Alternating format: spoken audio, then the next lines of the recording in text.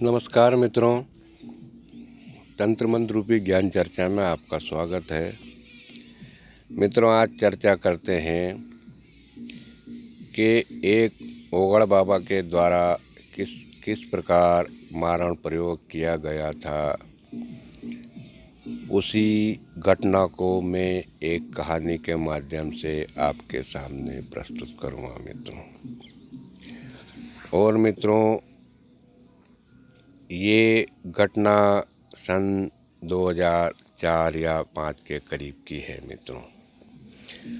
इसको मैं एक कहानी के माध्यम से आपके सामने प्रस्तुत करूँगा ताकि आपको आसानी से समझ में आ जाए।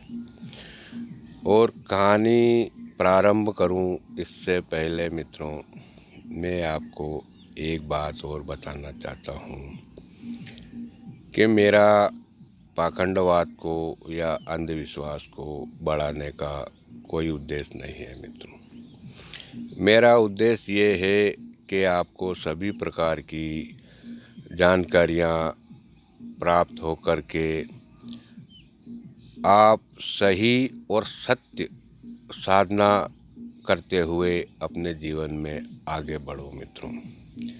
और इसी के लिए मैं और मेरा चैनल हमेशा प्रयास करते हैं मित्रों, क्योंकि हमारे चैनल को ज़्यादातर नए बच्चे देखते हैं मित्रों, यानी कि यंग ब्लड या यंग जनरेशन।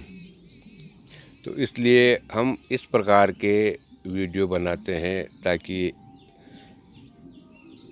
एक आम इंसान से लेकर के एक साधक को भी ये समझ में आ जाए कि जीवन में ऐसा भी होता है। तो ठीक है मित्रों, मैं चर्चा शुरू करता हूँ और उसको एक कहानी के माध्यम से आपको बताता हूँ। मित्रों, एक 21-22 साल का लड़का रहता है। उसकी समय से शादी भी हो जाती है और समय के साथ उसके एक लड़का भी हो जाता है। फिर कुछ समय बाद कुछ ऐसी परिस्थिति निर्मित होती है मित्रों कि वो लड़का अकस्मात गायब हो जाता है मित्रों। उसके परिवार वाले उसको ढूंढने का प्रयास भी करते हैं, लेकिन प्रयास करने के बाद भी मित्रों उसका पता नहीं चलता है, यानी कि वो एक गुमनामी के अंधेरे में छा जाता है मित्रों। उसके बाद मित्रों करीब 6 साल बाद या 7 साल बाद के लगभग मित्रों वो वापस अपने गांव में आता है। जब वो अपने गांव में आता है तो उसका हाव भाव, रहने का तरीका, वेशभूषा सब परिवर्तित हो जाती है मित्रों। तन ढकने के लिए केवल उसके शरीर पर एक काली लंगोटी रहती है मित्रों, और बाल भी बड़े बड़े और दाढ़ी भी बड़ी बड़ी रहती है मित्रों। और उसके हाथ में एक पात्र के रूप में मिट्टी का बर्तन रहता है, जिसको हम हमारी भाषा में हांडी कहते हैं मित्रों, वो रहता है। तो वो एक ओगड़ बन जाता है मतलब। तो वो कुछ समय अपने गांव के पास जो शमशान रहता है उसी में निवास करता है। निवास इसलिए करता है कि चलो अपने परिवार को भी दूर से देख लेंगे। इस हिसाब से वो कुछ समय वहाँ रहने लग जाते हैं मित्रों। तो उनके वहाँ रहने के दौरान मित्रों उनसे बहुत से लोग संपर्क में आते हैं। अब संपर्क में आते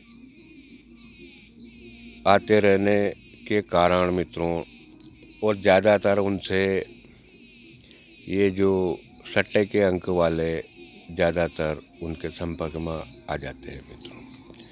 अब वो क्या करते हैं, किसी को नंबर देते हैं, किसी को नहीं देते हैं, ऐसे करते उनका जीवन यापन करते रहते हैं मित्रों। तो एक बार क्या होता है कि एक व्यक्ति जो उनके पहचान वाला ही रहता है, वो भी उनके पास आते ही रहता है उन्होंने पहले भी उसको नंबर दिए थे, उसके खुल जाते पैसे और ऐसे उनका चलता रहता है।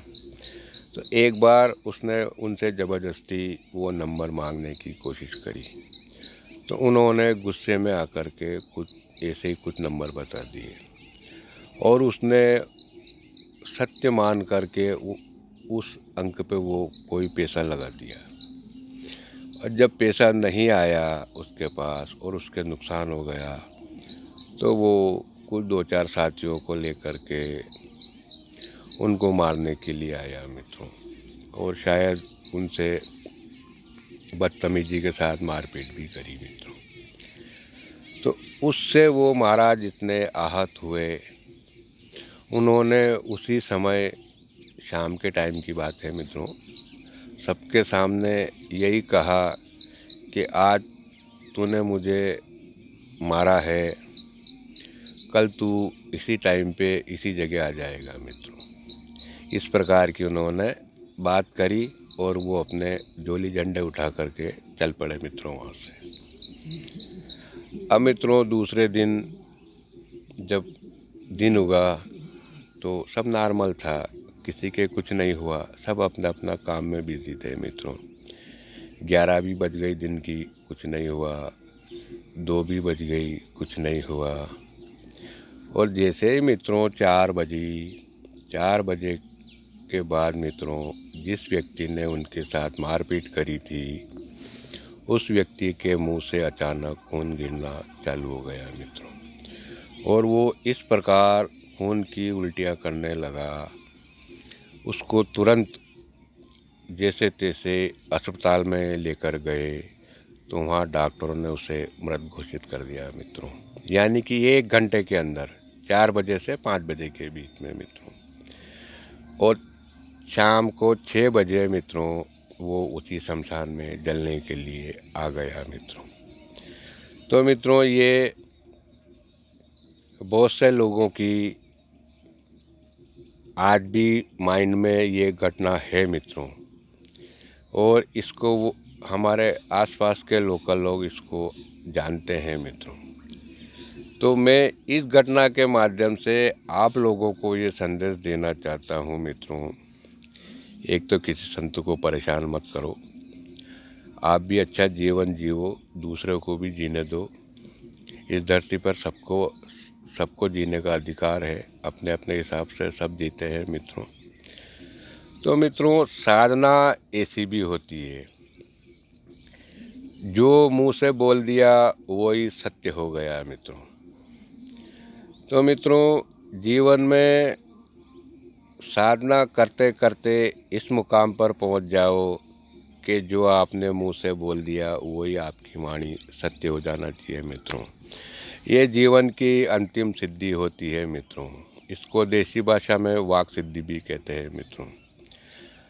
तो मित्रों अगले जब कभी समय मिलेगा तो ये जो पर्चा बनाने वाली साधना चल रही है, और हमारे गांव देहात में जो पर्चे की साधना चलती है जिसको हम ब्रह्म विद्या भी कहते हैं, उसके बारे में मित्रों समय मिलेगा तो चर्चा करेंगे।